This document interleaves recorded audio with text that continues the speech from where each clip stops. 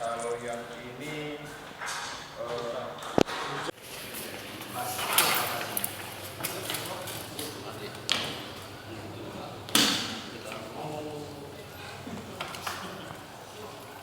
mana sih?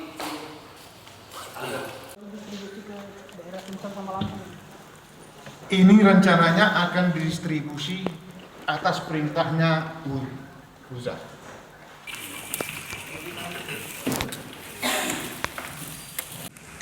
Jadi tempat kita sebagai tempat gudangnya dan akan disebarkan Sumatera Selatan dan Lampung. Ya. Untuk barang ini sendiri benar ditaruh di mana? Di Ogan Ilir ada kontrakan Jalan Sarjana Indralaya Utara.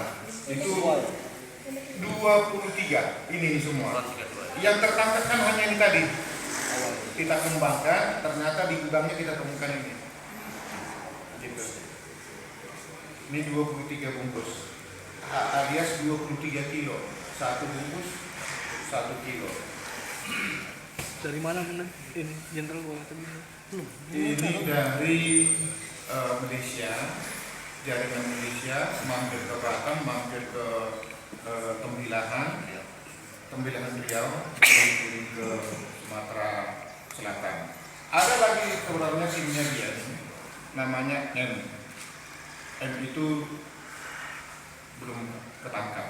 Itulah yang membawa ya, M ya, M ya yang membawa ya, M yang membawa.